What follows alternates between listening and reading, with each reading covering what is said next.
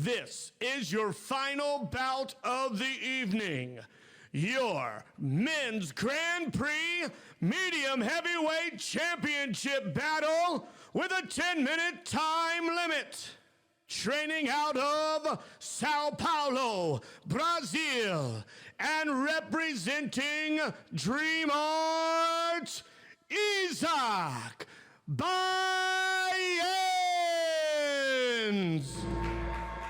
Isaque Bahiense representing Dream Art Houston, now relocated to Houston, Texas.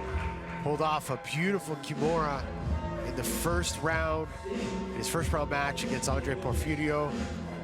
Looking to take away the gold and become the first ever IBJJF FloGrappling Grand Prix champion against Manuel Ribamar.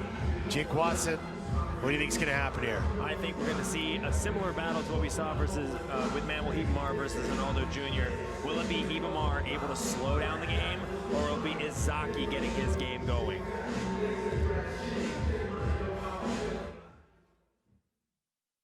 Training out of La Habra, California, and representing Rodrigo Pinheiro, Manuel Ribamar. Manuel Ribamar, not from La Habra, California, actually now from Texas, originally from Manaus. Ribamar, the guard tactician, had an amazing first round matchup and was able to neutralize a lot of the attacks of Ronaldo Jr. Kendall, what do you think about this matchup here?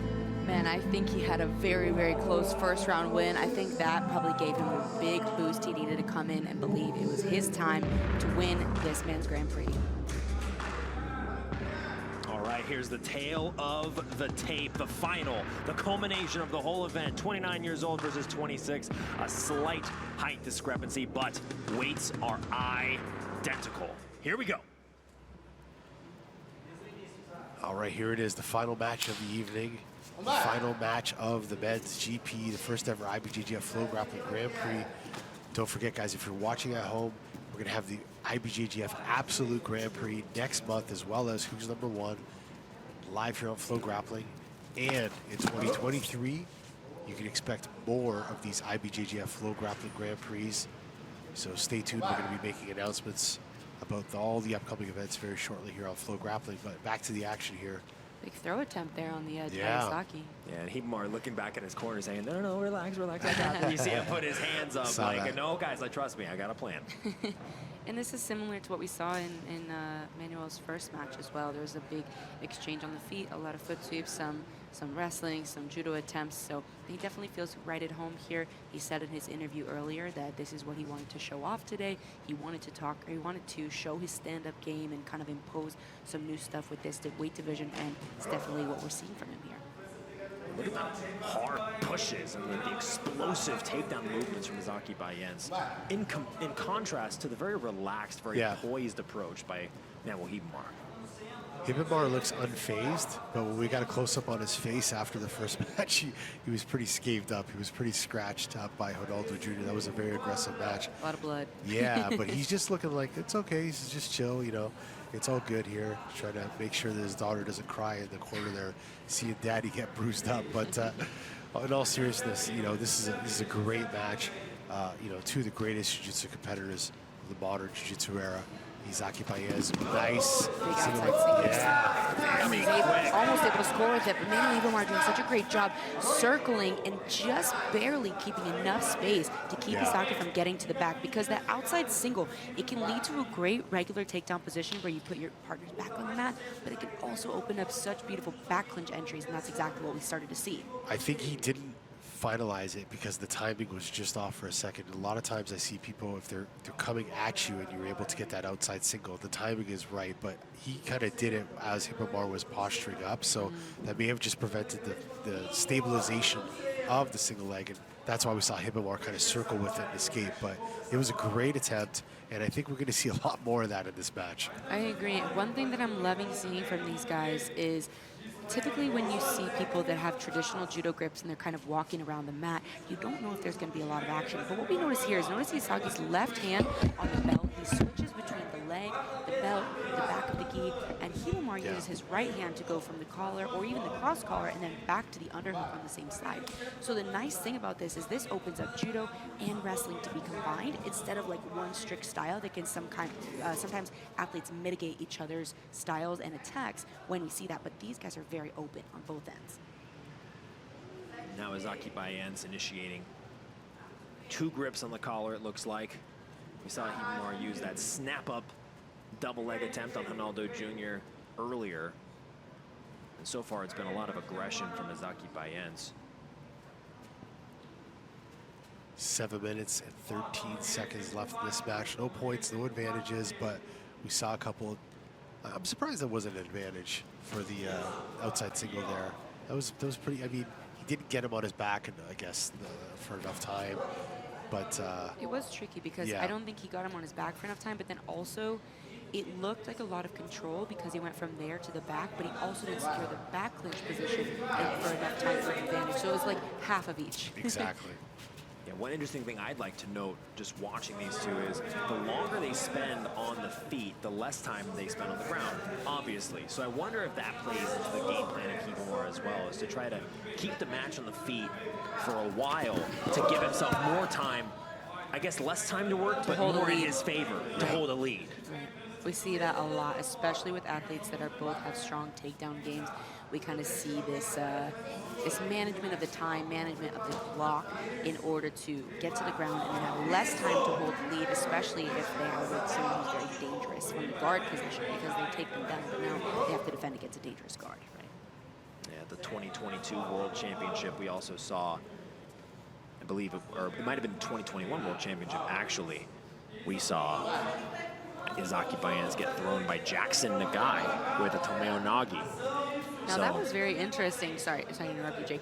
One penalty only awarded to Ribamar. Normally when we see exchanges like this, we might see a penalty apiece, but I believe from the referee's perception, Manuel Ribamar was doing more staying on the edge, and Isaque was really pressing the action, kind of pushing Manuel to the edges during these takedown exchanges, or they can imagine that Isaque is putting on these attacks and Ribamar is forcing the action to the outside. So either way, that's why there's one penalty and not 2. And even with that penalty, 10 minutes is a long time. We're only 6 minutes into this match. So far, not a lot of offense happening on either side, mostly from Isaque, but there we see the first guard pull of the day. Well, of the match. Jumping right into the closed guard, and it looks as though perhaps... Yeah, I'm not too sure what happened there. It looked like it was a clean... It was a clean pull. Oh, it is a ripped pair of pants. That is a first. Off of a closed guard pull, he tore his pants just by squatting. Well, ladies and gentlemen, let this be a reminder not to skip leg day. I know it seems like perhaps you'd want to maintain your gi pants and their integrity, but Isaque Bahiense is a very strong competitor, now having to switch gis with looks like Rodrigo Lopez. He's like, I got you, bro. I got you. Yes.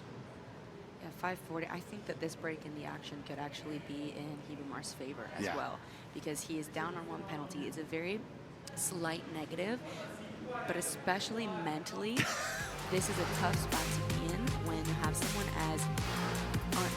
someone who's very hard to score on in general, Isaque. Of course, we know that he's very aggressive. He's always looking to push to where he wants to score and submit.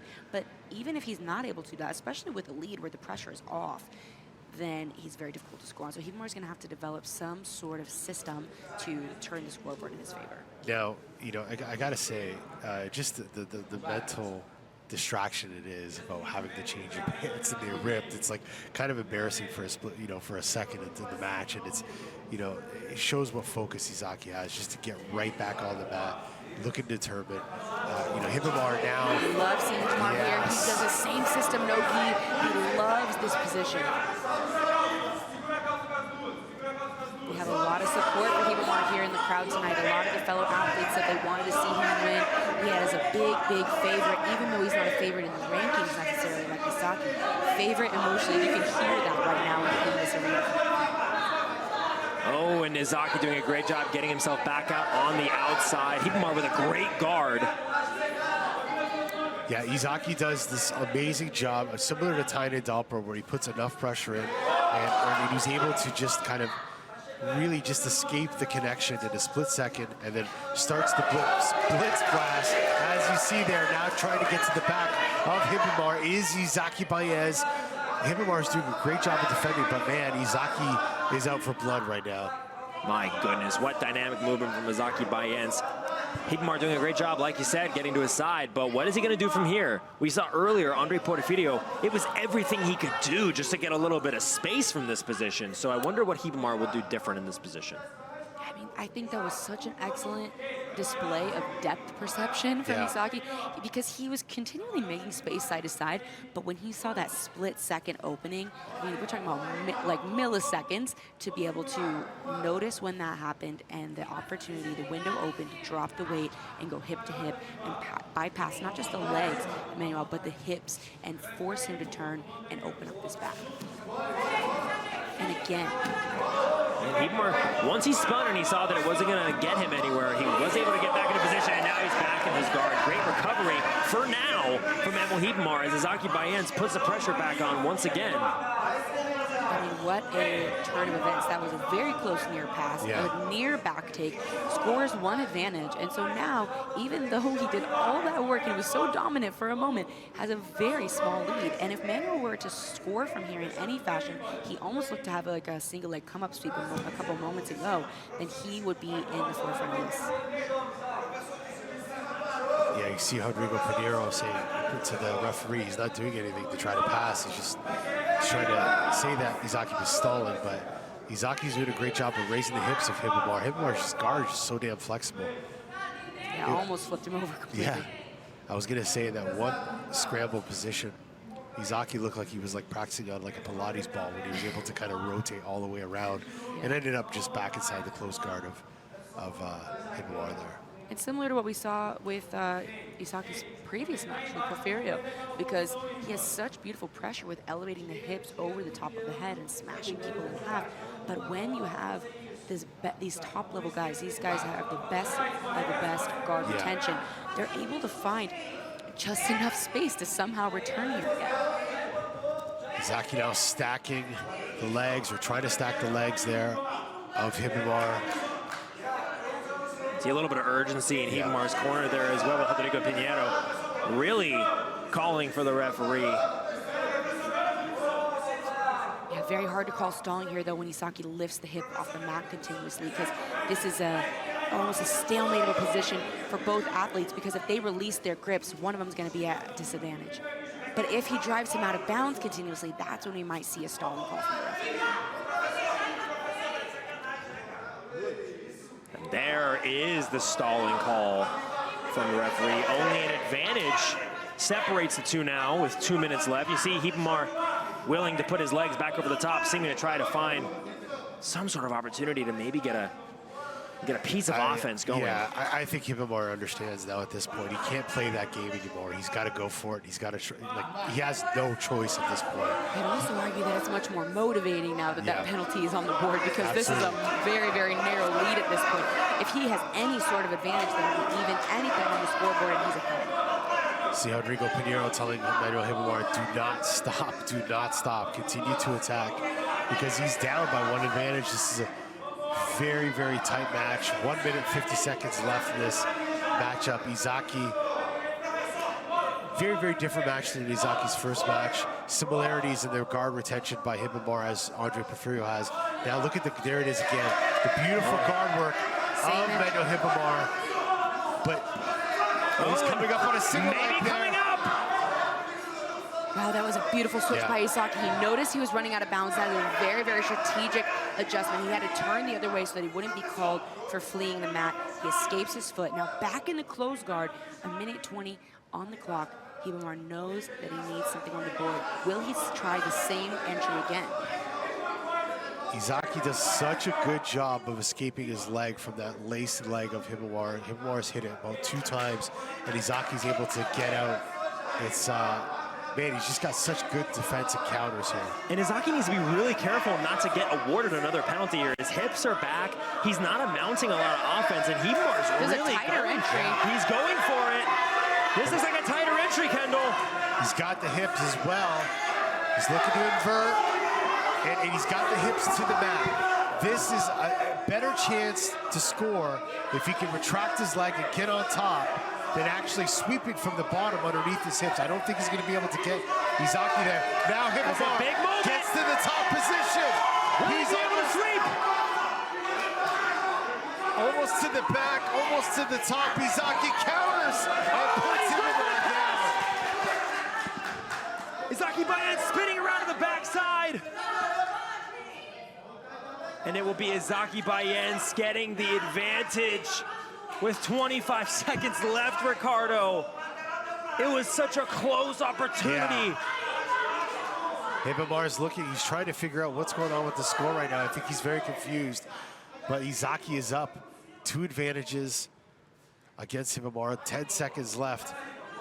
I think perhaps Ribamar was confused, maybe thinking that he got the advantage. Yeah. Now he's up to his feet, possibly trying one more, but it looks like Isaque Bahiense will be your IBJJF Grand Prix medium heavyweight champion, winning by 2 advantages. Great effort from Manuel Ribamar. Ricardo Montoya, what a final moment. That was very technical, very tactical, and you know, the final 2 minutes essentially was you know, a lot of heat in that match, and just amazing work by Ribamar, amazing tactics by Isaque Bahiense, and Isaque continues to show the world why he's one of the greatest jiu-jitsu competitors of the modern jiu-jitsu age, especially in the gi. And you know, he's walking away with $10,000 today. The first, and you know, the honor of being crowned the first ever IBJJF FloGrappling Grand Prix champion. Congratulations, Isaque Bahiense.